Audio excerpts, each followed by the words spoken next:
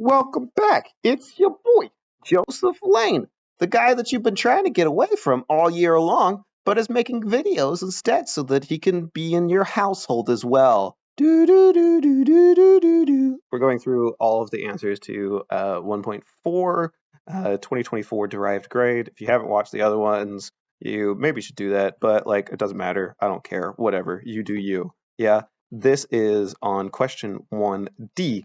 And it says find all the pairs, there's a hint for us, all the pairs for A and B if 2x plus A, x plus B is equivalent to 2x squared minus 18. Right, I'm going to split my page down the middle because there's two different ways that we can do this. And I'm going to give you the options for both of them. Okay?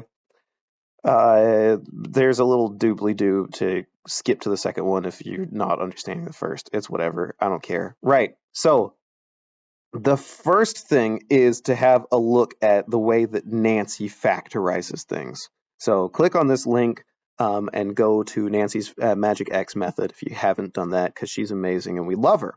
Otherwise, we're going to put 2x squared minus 18 right here, and we're going to try and put it in the format x with our brackets here. So the question is what's going to go in our brackets. And the first thing that I know is that 2 is going to go on the outside. So 2 can go into both of these things. So I'm going to factorize it out. I'm going to say 2x squared minus 18. Not minus 18. That was silly. Minus 9. Right? So what I've done is I've taken the 2 out of the brackets. 2 times x squared gives me 2x squared, this number right here. And 2 times negative 9 gives me negative 18, this number right here. So I know that the thing on the top is exactly equal to the thing on the bottom. Okay, let's take another step. What are we going to find when we factorize this? Well, Nancy's Magic X method is going to tell us that we are going to be looking for minus 9. What adds to minus 9? What multiplies to minus 9 and adds to 0? And we're going to find out that it's 3 and negative 3, right? So x minus 3, x plus 3. So we've got this thing here now, but it doesn't really look like this yet. It doesn't really look. In order for it to look like that, we need the 2 to be inside the bracket. So we could put two different things. We could either multiply the 2 by the first set of brackets, or we can multiply the 2 by the second set of brackets. So let's have a look at what that's going to equal. 2x minus 6, x plus 3. Or x minus 3, 2x plus 6. You see how that works? And I could rearrange these two. So what if I did this thing where I kind of copied this one and I went boop, boop, boop, boop, boop. And then I copied this one. Oops, that's not everything. And I copied this one and I went boop, boop, boop, boop, boop. And I copied this one and put it back in that place. Actually, those two are exactly the same thing. And it is in the format that we are looking at. So in this first place, if we use this first equation, we can see that A plus, I scribbled over it instead of highlighting it. So our A is equal to negative 6, and our B is equal to positive 3. And if we use this second one, our A is equal to positive 6, and our B is equal to negative 3. So when we are looking to find all of the pairs of the values for A and B, we are going to find these two sets. Yeah, these are the two sets. So that's one method that you can use. If you do this, this is a excellent question. Now, this is the way that I would do it. This is the way that makes most sense to me, and this is the way I would do it. Unfortunately, in the marking schedule, they didn't have a explanation of how you would do it this way. So there is no step along here that gives you achieved or merit, right? It only gives you the excellence outcome.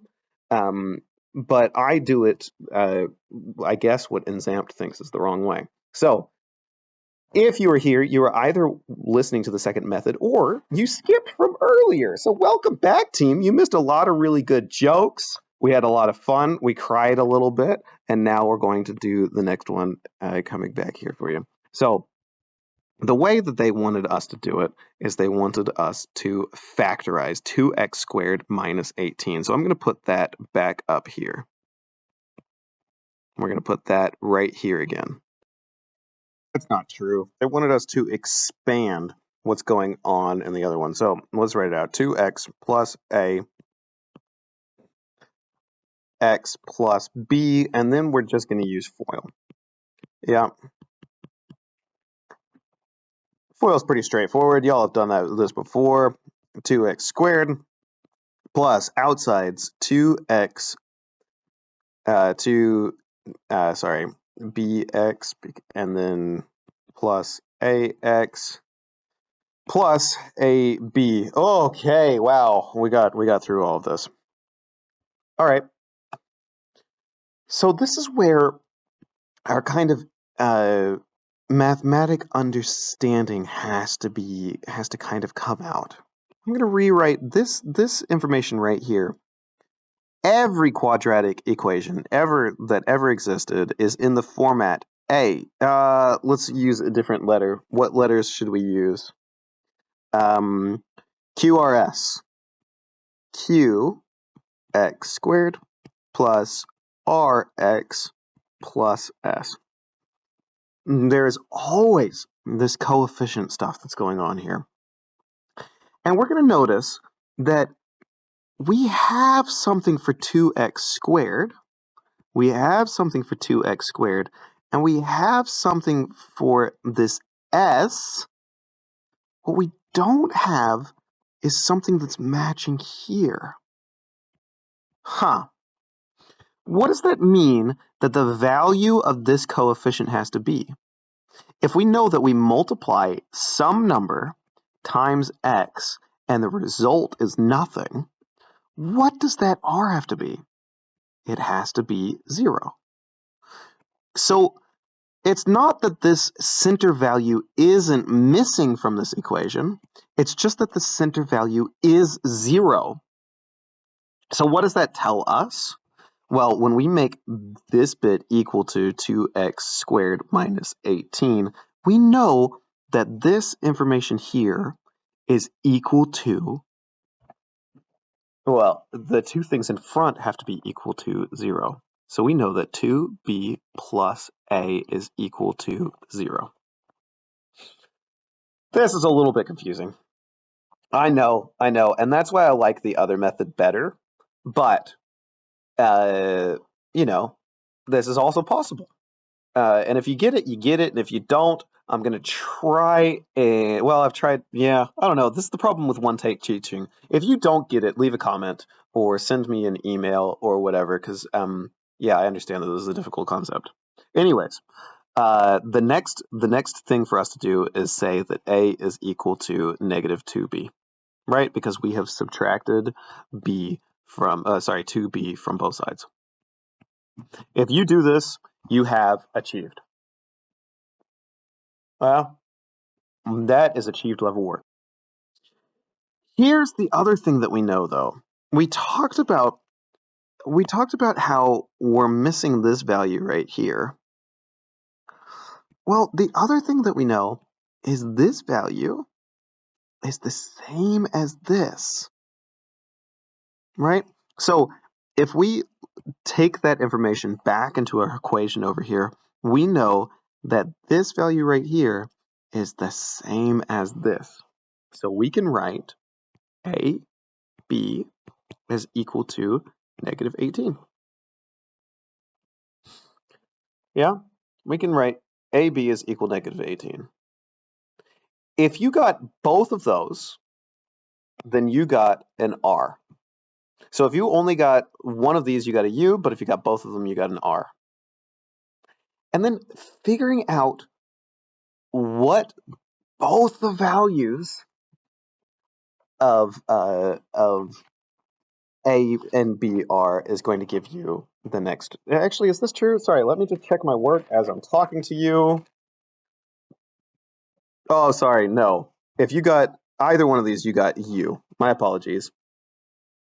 And if you got both stated values, then you got R. So once we've gotten to this point, once we've gotten to this point here, you don't have to worry about anything else. Yeah, this is just substitution. All we're doing is simultaneous equations. So in this bit, I know that A is equal to negative 2B. And this bit, I know that A times B is equal to negative 18. So I am going to substitute one into the other. So negative 2B times B equals negative 18. Right? All I've done, and as I've said, A is equal to negative 2B. So anytime I see A written here, I'm going to write instead of negative 2B. And then when I bring that further out, negative 2b squared is equal to negative 18. Okay, now it's time to divide both sides by negative 2. Okay, so that shows me that b squared is equal to 9.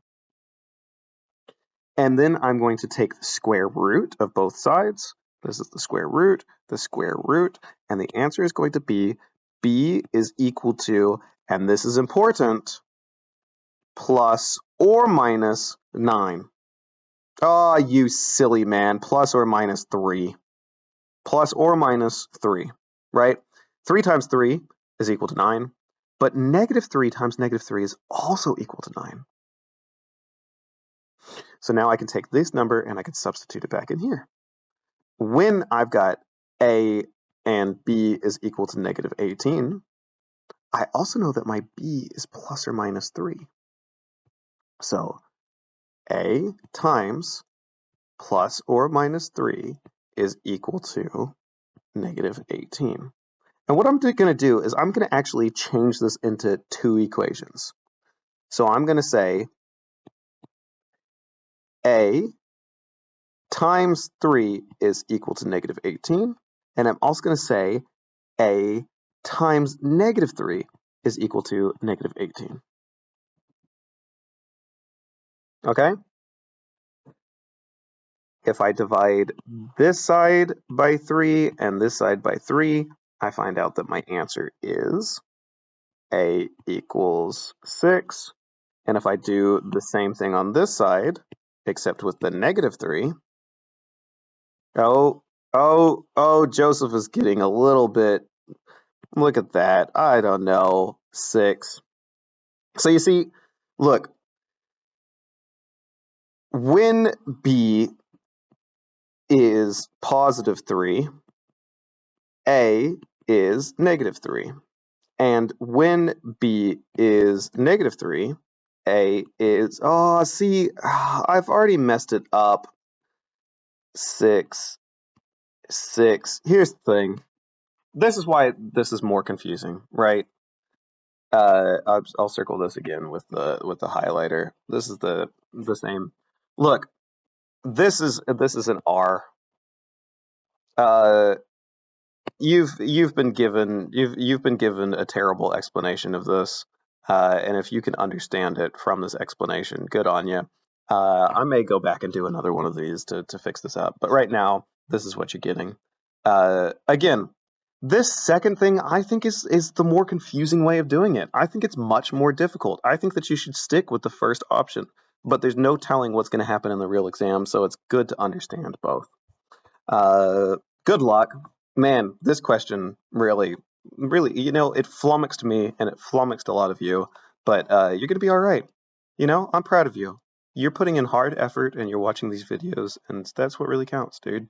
So keep it up, and one day I will be a teacher just like Mr. Moyer. I'll be so much better. Okay, bye-bye. Have a good day. Have fun. watch other videos, or don't. Go run around. Bye.